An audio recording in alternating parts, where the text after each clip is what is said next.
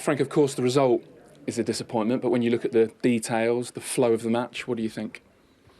Well, didn't deserve to lose. Possibly could have won, and I don't want to sound naive because details do change games against top opposition particularly, and to concede, well, the free kick's a ridiculous goal. Fair play to that in terms of the finish, but the cross and Firmino's shouldn't be having a free header in our 6-yard box, clearly. But performance-wise, I thought we were a better team. In the second half, we were pushing, character. Started to do things that we keep trying to do here, which is a work in progress. Switch the ball, get crosses in, more energy in our game.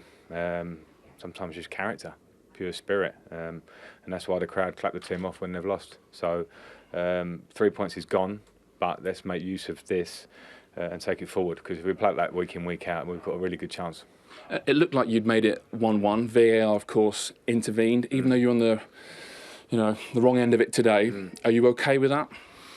Well, it is what it is. I'd like to think we might get a couple in our favour at some point because it happened in the Super Cup. We go 2-0 up with a similar really tight decision against Pulisic there, where we probably would have won that game, and again it happens against us. But you can see Mason's tiny bit offside. It's just probably more frustrating than anything, but it's where we're at now. Is it good for the game, or does that even matter? Do we just have to get on with it? We do have to get on with it. It's a sad thing for the celebration and the moment. But if we're looking for correct decisions, I suppose that's where we're at now.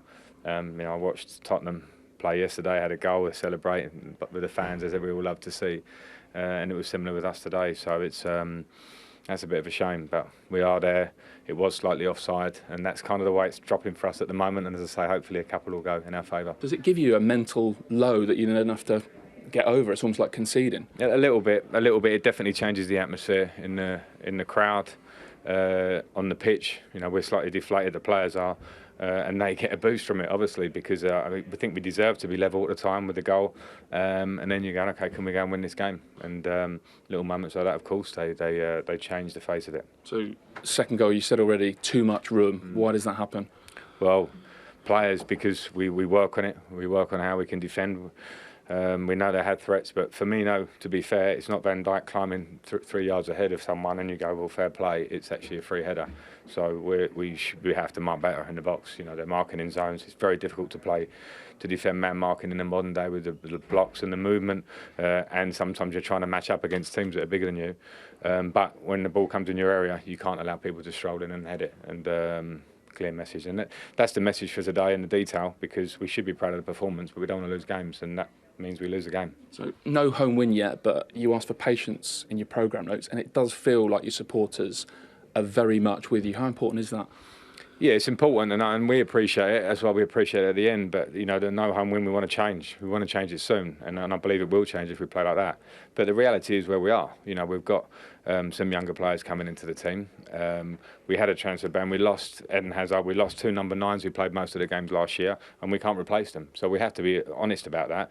And the talk before was that the ban's maybe not a bad thing for Chelsea. Well, in the short term, of course it is, because every team tries to improve every year and bring players in, particularly where I come in and you want to change certain things, it helps to, and we haven't had that chance.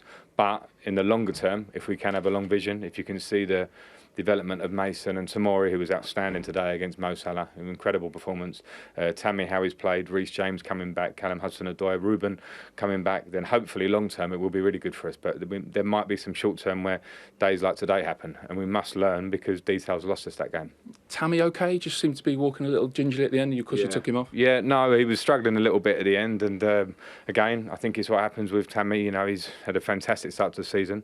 But now the levels are, can you get through games? And I'm not saying today because of a bit of a knock, but he came off against Wolves after an incredible performance individually. But the thing with young players sometimes is, can Tammy get through games? And I'm asking a lot of him.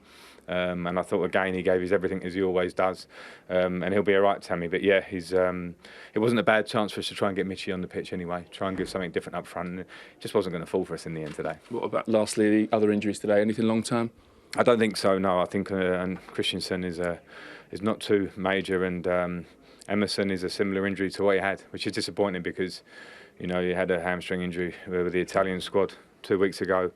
2 or 3 days ago, you're told he's fit and you have to rely on that, and then he comes in and does a very similar, very close injury to what he did. So that's a shame. You're using up a sub after 12 minutes, so we'll have to see where he is. Thanks, Frank. All right, thank you.